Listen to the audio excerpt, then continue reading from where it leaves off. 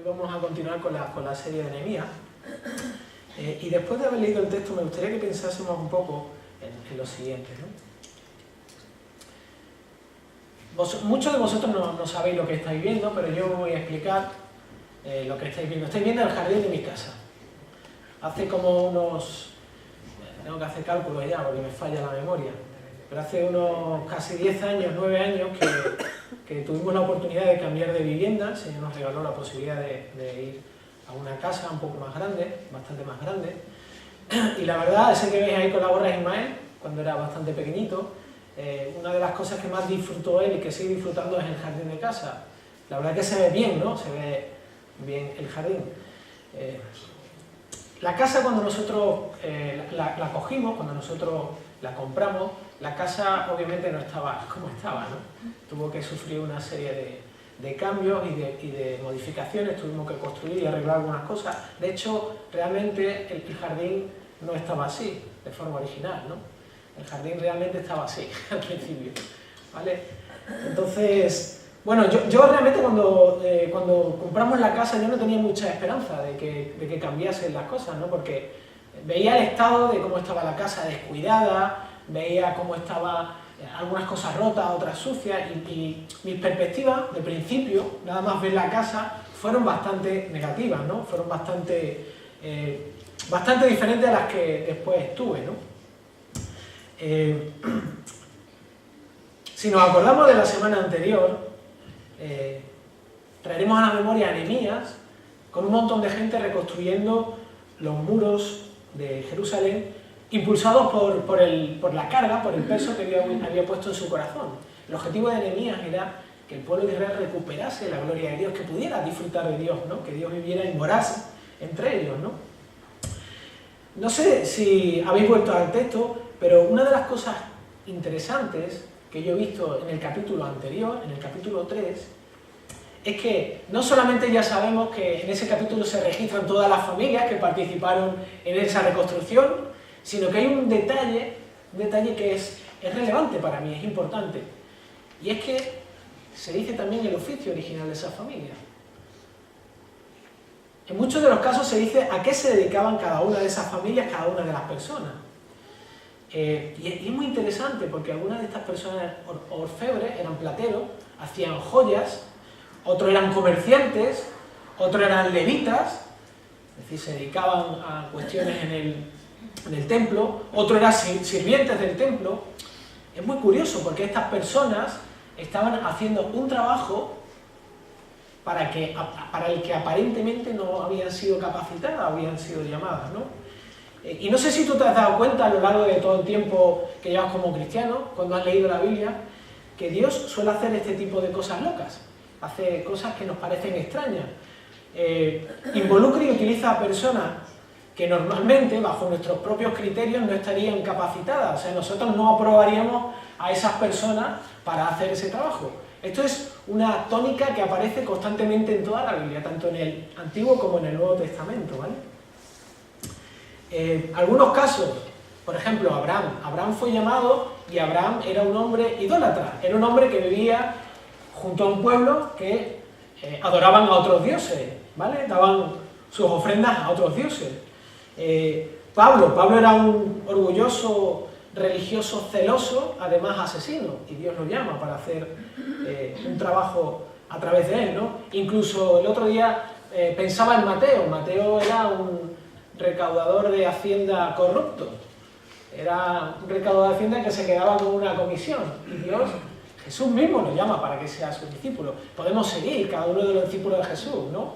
Incluso el celote, que era un terrorista, forma parte del equipo que Jesús escoge, ¿no? El pueblo de Israel era un pueblo pequeño. ¿A dónde quiero llegar con todo esto, no? Quiero llegar a que en otros casos ocurre exactamente lo mismo. Dios actúa de una forma que nosotros, en nuestra percepción, nuestra forma de entender la vida y el mundo, nos resulta extraña, rara y nos hace desconfiar en muchos casos. Pero volvamos un poco a la ilustración esta del principio, de mi casa, del jardín de mi casa. Nehemías, en el capítulo 3, termina ese capítulo dando por hecho que las murallas ya están construidas. ¿Cómo sabemos esto? Muy fácil, todos los verbos que tienen que ver con el aspecto de reparar, en ese capítulo están en pasado. Quiere decir que la acción de lo que ha ocurrido ahí ya ha sido hecha. De hecho, el capítulo 3 es como un informe, es un informe donde Nehemías está diciendo, este es el informe de fin de obra, ¿vale? Eso es lo que el capítulo 3 nos muestra la foto del principio que yo he enseñado de mi jardín ya terminado, ¿vale? Por otro lado, la Biblia, y esto es una cosa que a mí me apasiona, y es algo que redescubro cada día, es un libro que no esconde la cruda realidad, ¿vale? Sabemos que la Biblia es la palabra de Dios, no que contiene la palabra de Dios, sino que es la propia palabra de Dios, ¿vale? Pero a la vez también sabemos que la Biblia tiene una parte humana. También sabemos que la Biblia muchas veces Dios ha querido hablarnos a través de las vidas de personas reales, de personas de carne y hueso, de personas que tienen conflicto y que tienen dificultades. Por lo tanto, en los versículos de Nehemías que vamos a ver hoy, son justamente el ejemplo del jardín destrozado, destruido aún, ¿vale? El capítulo 4 nos va a hablar de la situación del muro así, en construcción, ¿vale? Y no solamente de la situación, sino del proceso, de lo que hubo detrás. De hecho, el capítulo 4 es lo que hubo detrás del capítulo 3 que no se muestra en el capítulo 3, ¿vale? Eso es lo que hay en el capítulo 4. Y como Luciela bien ha leído hace un momentito, hemos podido escuchar cómo fue un pequeño fragmento de cómo fue ese día a día de la construcción, de la reconstrucción de los muros. Y no nos debe resultar extraño, porque ya en el capítulo 2 Nehemías nos dice que al llegar a Jerusalén, nada más llegar, lo recibieron con una alfombra roja. Fue así como, nada más llegar a Jerusalén, una de las primeras cosas que se dice es que había dos personas que ya sintieron cierto tipo de odio y de rechazo a Nehemías, ¿no? Había ciertas personas que tenían cierta simpatía a la persona de Nehemías. Estas dos personas eran Sanbalat y Tobías. Pero mi pregunta es, ¿por qué? ¿Por qué si Dios ha cambiado el corazón del rey para darle a Nehemías todo lo que necesita para reconstruir la muralla y darle el permiso, ¿por qué Dios no cambia también el corazón de Sanbalat y de su amigo, de Tobías? ¿Por qué Dios no hace ese cambio, no? Una pregunta que dejo ahí en el aire y espero que con lo que vayamos avanzando podáis contestarla, ¿vale? Podáis llegar a una conclusión. Así que en este capítulo lo que vamos a ver realmente es la opresión y las dificultades que no desaparecen, sino que ocurre todo lo contrario, ¿vale? Nehemías y el resto de personas tienen que enfrentarse no solamente a la magnitud y a la dificultad de lo que tenían que hacer, sino que también tienen que lidiar con las dificultades o con los intentos por parte de estas personas para detener esa obra. Y merece la pena que pensemos un momento en esto, que nos paremos a pensar en este punto del capítulo 4, en estos versículos, después de todo lo que hemos visto en los primeros capítulos. Dice, vemos, como decía, a Nehemías impulsado por Dios, es decir, Dios es el que impulsa a Nehemías para que empiece a realizar esta obra de reconstrucción, con el objetivo de que el pueblo, los judíos, recuperen la pasión por Dios, que recuperen su identidad en Dios, ¿vale? Como dice el capítulo 1, el nombre de Dios more en medio de ellos, ¿no? Que es el sentido. Es decir, lo que mueve a Nehemías justamente iniciar esta obra es que todo el pueblo de Israel vuelva a disfrutar de la bondad de Dios y viva a la luz de eso. Eso es lo que le impulsa. Y eso es algo que Dios pone en el corazón de Nehemías, ¿vale? Es importante que entendamos esto. Después Dios mueve el corazón del rey para que pueda darle todo lo que necesite. Y nuestra mente, como decía al principio, nuestra mente, lo siguiente que nosotros pensamos es, bueno, a la luz de esto, de que Dios ha ido poniendo todas las cosas en su sitio, lo que debería ocurrir, lo lógico, es que Dios facilitara la construcción la reconstrucción de las murallas. Eso sería lo lógico. Pero nos encontramos en el capítulo 4 con que no es así. No ocurre eso. Ocurre todo lo contrario. De hecho, nosotros solemos pensar así, como he dicho. Si realmente es lo que Dios quiere, entonces todo debería ir como la seda. Si realmente es la voluntad de Dios, entonces las cosas no debería haber ningún tipo de oposición y las cosas deberían hacerse sin ningún problema. Pero la Biblia está llena justamente de todo lo contrario. Y hay muchos ejemplos, pero me acordé de un ejemplo que quisiera compartirlo con vosotros, Y es lo que dice Pablo en 1 Corintios, ¿vale? Dice, lo he puesto en la traducción del lenguaje actual, que nos va a ayudar a entender un poquito más el texto, y ahora voy a explicar brevemente. Dice, recuerden lo que ustedes eran cuando Dios los eligió. Según la gente, muy pocos de ustedes eran sabios y muy pocos de ustedes ocupaban puestos de poder o pertenecían a familias importantes.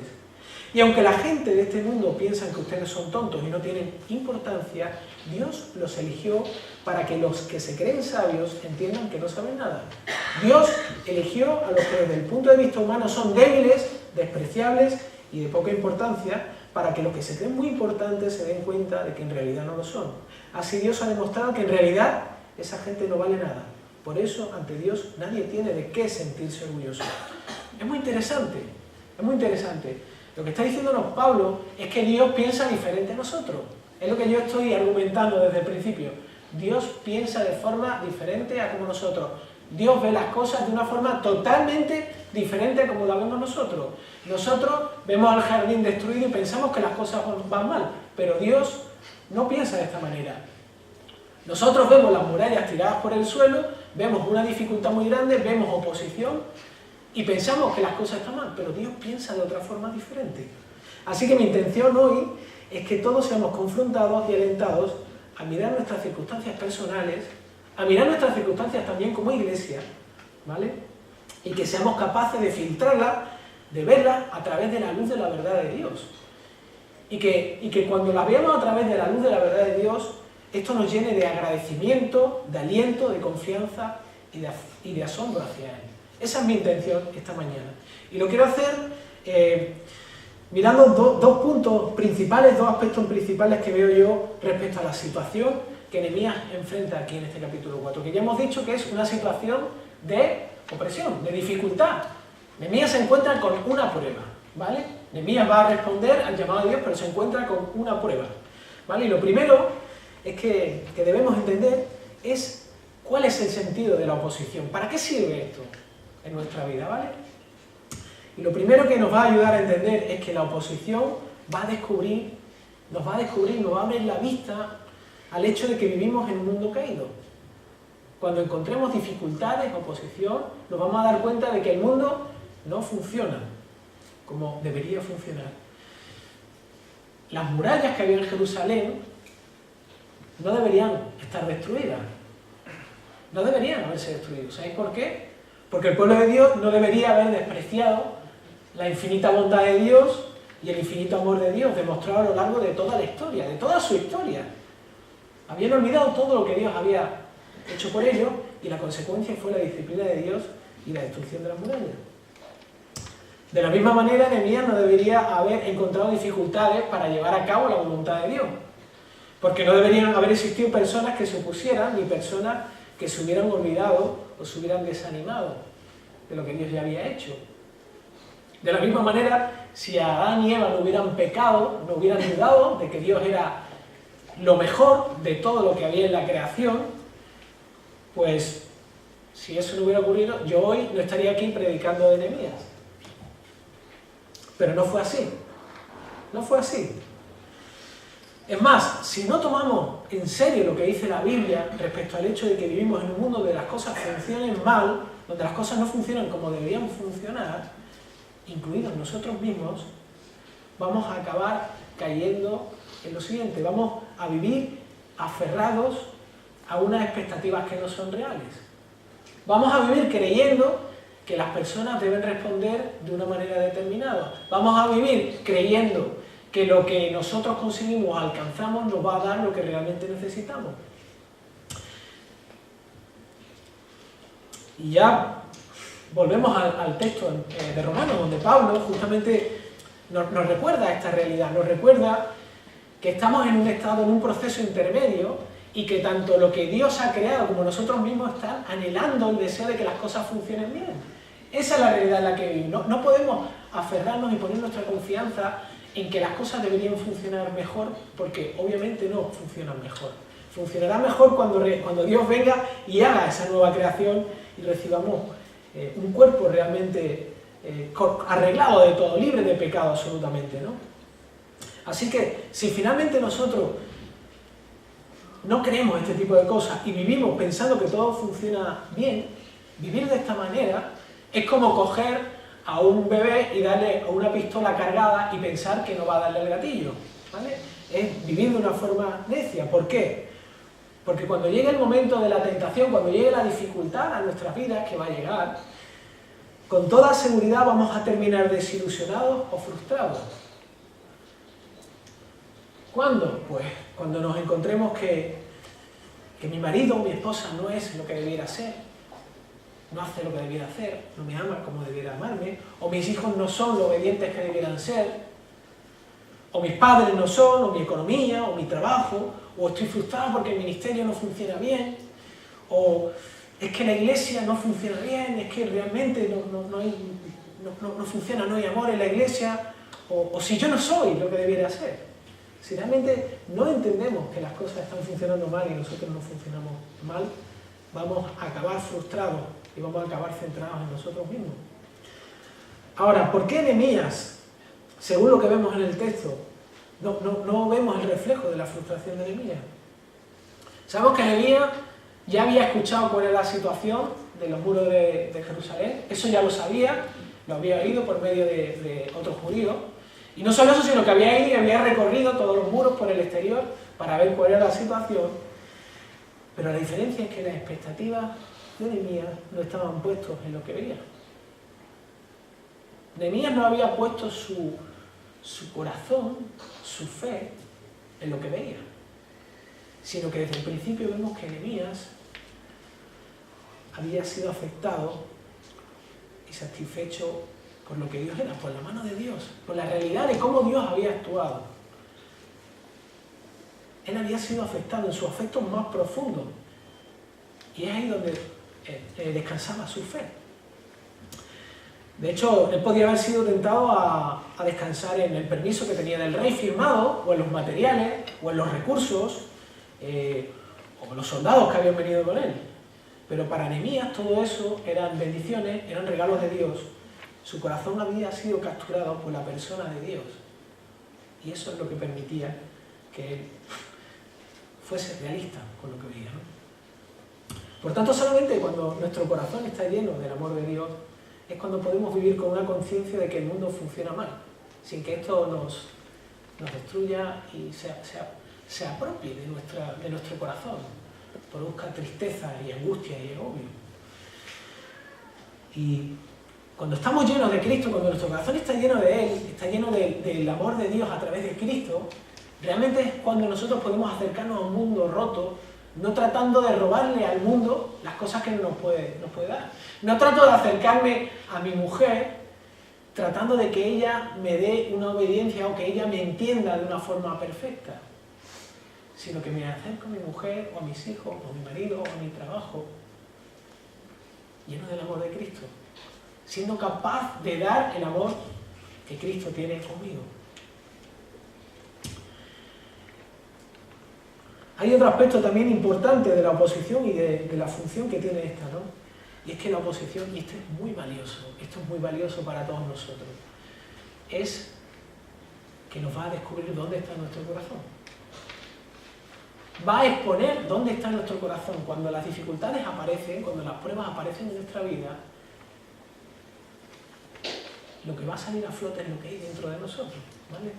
Hablamos esta mañana del fruto, pues justamente la raíz que es nuestro corazón, los frutos van a ser expuestos cuando lleguen los momentos de dificultad.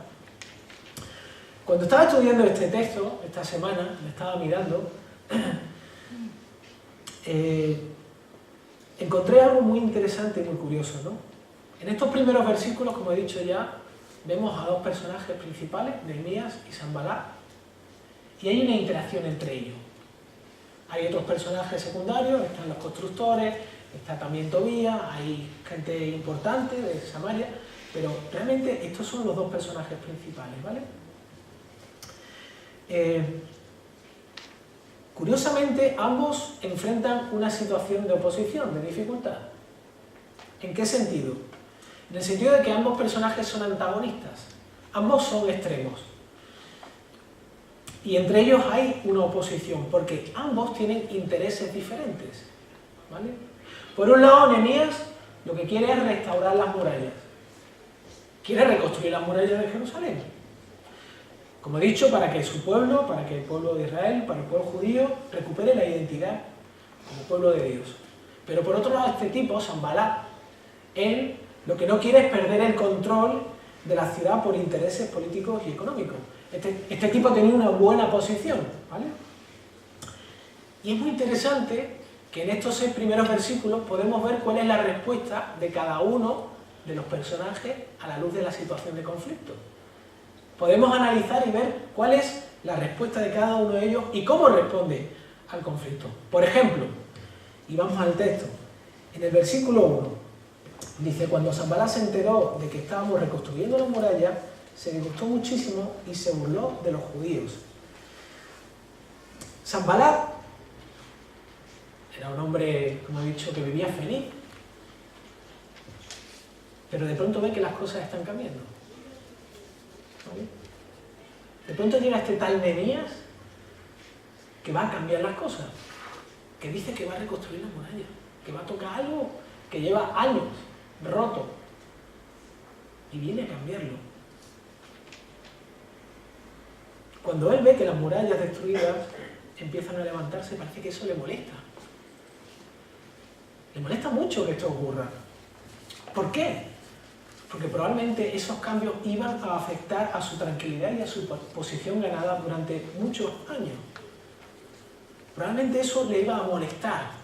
Y hay una cita sobre justamente este versículo de un escritor que se llama Charles Swindoll. Dice, hablando justamente de la actitud y de la respuesta de Sanbalat, dice: lo que promovió la oposición fue el progreso en la obra de construcción. Uno pensaría que el hecho de ver a este pequeño grupo de personas que estaba obteniendo éxito en un inmenso proyecto provocaría la admiración, pero no sucedió así. Como usted ve, el corazón de los críticos habituales se resiste al cambio. Para ellos el cambio es una amenaza. En cualquier organización, los que son más críticos contra el cambio son los más inflexibles. Se resisten a cambiar y se vuelven especialmente suspicaces de los cambios que conduzcan al progreso y al crecimiento. O sea, lo que está diciendo es que realmente, como yo decía, para Sanbalat, ese cambio era una amenaza en su estatus, una amenaza en lo que él ya había ganado y que ya tenía. Y obviamente Sanbalat, sabemos que Sanbalat no había conocido al Dios, al único Dios, ¿no? Sanbalat actuaba conforme a sus deseos y estaba enfocado en lo que él había conseguido y no conocía cuál era el objetivo final del pueblo de Israel, porque el objetivo final de Dios con el pueblo de Israel no solamente es que él morara en su pueblo, que ellos disfrutaran, sino que otras naciones pudieran ver al verdadero Dios y recibirlo, ¿vale? Pero no, esto no se queda solamente aquí, no solamente Sanbalat siente este enfado, ¿no? Dice el versículo del 2 al 3, dice: ante sus compañeros y el ejército de Samaria dijo: ¿qué están haciendo estos miserables judíos? ¿Creen que se les va a dejar de reconstruir y que vuelvan a ofrecer sacrificios? ¿Piensan acaso terminar en un solo día? ¿Cómo creen que de esas piedras quemadas de estos escombros van a hacer algo nuevo? ¿Vale? Ese enfado, esa ira, se permutó, se convirtió en amargura, y eso llevó a Sanbalat a compartir su amargura y su frustración con otros. Y es interesante que Sanbalat fue a buscar personas influyentes para hablar mal de Nehemías y del resto de constructores. Es decir, él buscaba gente, justamente gente crítica como él, para convencerlo de lo tremendamente injusto que era que reconstruyesen las murallas. Qué injusto es que estas personas vengan a hacer esto. Qué injusto es que estas personas sean capaces de arrancarme mi tesoro. Qué injusto es que estas personas me quiten mi ídolo de mi corazón. Qué injusto es que estas personas me roben para lo que yo estoy viviendo, para lo que amo, para lo que le he entregado mi vida. Realmente está la respuesta de Sanbalat ante esta situación, ¿no? Es curioso que Santiago dice, justamente, dice: en esto sabéis, mis amados hermanos, porque cada uno sea pronto para oír, tardo para hablar, tardo para la ira. Y esto es interesante, esto es fantástico, dice: pues la ira del hombre no obra la justicia de Dios. Lo que dice Santiago es que nuestra ira, cuando estamos enfadados, eso en nosotros produce una distorsión tal, una ceguera tal, que es imposible que podamos responder de forma justa, que es imposible que seamos capaces de ver que lo que sale de nosotros justamente es todo lo contrario de lo que Dios produciría en nosotros. Y en este caso, Sanballat, ocurre exactamente lo mismo. Pero veamos el contraste con la respuesta justamente de Nehemías. ¿Qué hace Nehemías? Bueno, lo hemos leído en versículo 4. En el versículo 4 no dice exactamente que sea Nehemías, pero sabemos que es Nehemías, ¿no? Nehemías lo que hace es orar. Pero es muy interesante y para mí muy alentador. Nehemías, gracias a Dios, no es un hombre de mármol, no es un robot. Tiene sentimientos. ¿Cómo lo sabemos? Mirando el contenido de su oración. Lo que Nehemías hace es manifestar a Dios las cosas que le están afectando. Lo primero que hace es va a Dios, se encierra con Dios y le expresa cuál es su frustración. Y es curioso porque normalmente la gente que tiene una posición de liderazgo, la gente que tiene una posición de capacidad de tomar decisiones y afectar, ante la opresión o la oposición, no suele responder de esta manera, sino que la respuesta suele ser el contraataque, la crítica, el tratar de contrarrestar de alguna manera agresiva, pero en este caso Nehemías habla de la crítica con Dios y no con otras personas. Recurre, en primer lugar, a aquel que él sabe que lo puede ayudar, ¿vale? De hecho, Proverbios nos dice justamente algo respecto a esto. En Proverbios 15:28 dice: el corazón del justo medita cómo responder, mas la boca de los impíos habla lo malo. Dice el escritor de Proverbios, dice que los justos se detienen a pensar antes de hablar. Se detienen a pensar y a hablar con Dios para saber cómo deben responder, cómo deben actuar, ¿vale? Como decía, es muy interesante analizar el contenido de la oración de Nehemías, porque Nehemías también está enfadado. Si miráis el texto, si miramos el texto de la oración de Nehemías, Nehemías está enfadado. Nehemías está airado contra Sanballat. ¿Por qué lo sé? El contenido de la oración es una oración que no es normal, no es la normal que encontramos en la Biblia, no es una oración de confesión, no es una oración donde se le pida al Señor perdón por los pecados, no, es una oración donde alguien está pidiéndole a Dios que se vengue. Es una oración, este tipo de texto se llama imprecatorio, ¿vale? Hay muchos salmos que son de este tipo, donde una persona está pidiéndole a Dios que actúe de una manera justa, pidiendo que cumpla su venganza, ¿no? Y su indignación. Por lo tanto, si miramos bien, en paralelo estos dos personajes, los dos personajes están respondiendo de la misma forma. Sanballat está enfadado y siente ira contra Nehemías, y Nehemías está airado contra Sanballat y lo que están haciendo con ellos, ¿no? Contra ellos. Ahora, la clave y la diferencia está en el corazón. Como siempre decimos, la clave está en lo que hay dentro de estas personas, en el interior. ¿Qué hay en el corazón de estas personas? Cuando somos ofendidos, cuando nos enfrentamos a una situación que nos saca de nuestro círculo de confort, cuando somos agitados, cuando somos despertados, cuando somos golpeados por ciertas realidades, ¿qué sale de nosotros? ¿Qué sale de ti? ¿Qué sale de mí? ¿Cómo respondes a las situaciones inesperadas que te incomodan o que te sacan del sofá? ¿Cómo respondes a la injusticia? ¿Cuál es el fruto que sale de ti? ¿Cuál es el fruto que se ve? Una cita muy buena que he arreglado y he metido partes mías para que nos ayuden a entender cuál es el objetivo final de que se evidencie lo que hay en nosotros cuando nos encontramos en pruebas, opresión o dificultades.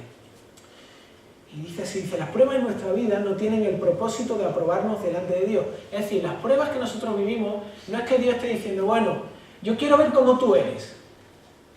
Y si eres bueno, entonces estoy feliz y te doy mi aprobado.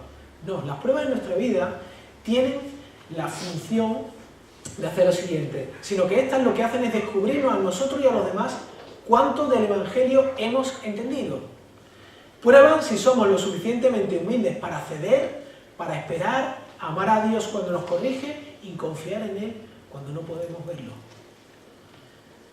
Las dificultades, la opresión son un regalo. Y si somos realmente sinceros, miramos nuestra vida, miramos nuestro día a día, no nos escondemos de nuestra realidad, nos vamos a dar cuenta que respondemos muy a menudo, más de lo que pensamos, como Sanballat. Hacemos las cosas más como Sanballat, no como Nehemías.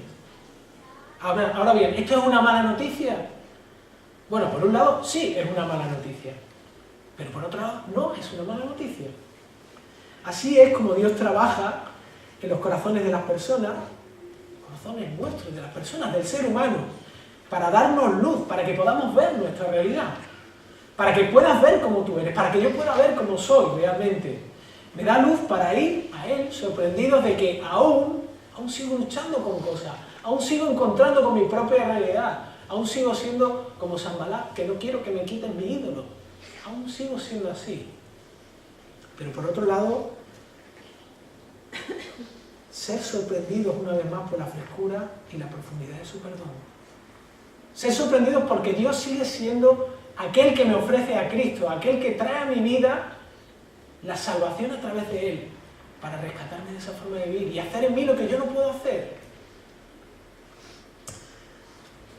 Así que me gustaría concluir con digamos, un principio práctico de todo esto, de lo que podemos extraer de estos versículos de Nehemías. Y para mí uno de los principios más prácticos es el siguiente: ser cristiano significa tener problemas. Esto no es nuevo, lo sabemos todos. Ser cristiano significa tener problemas. ¿Vale? Cuando tú estás haciendo algo para Dios, cuando Dios te llama a hacer algo, obviamente tienes que evaluar y tienes que mirar cuáles son las motivaciones que te impulsan. Tienes que ver si realmente eres tú o realmente es una pasión por conocer más a Dios. Pero indudablemente vas a ser atacado. Lo más normal es que si haces algo en conformidad a lo que Dios está queriendo en tu vida, vas a encontrar dificultades. Siempre. Siempre. De hecho, esta es la verdadera vida cristiana. De hecho, lee la Biblia, lee desde el principio, Antiguo Testamento, el Nuevo Testamento, mira todo, mira a los profetas, mira a los apóstoles, mira a cada uno de los personajes que Dios ha utilizado a lo largo de toda la historia y dime si tuvo una vida fácil. ¿Vale? Así que tenemos que volver a recordar Efesios, lo hemos visto hace poco, el jueves.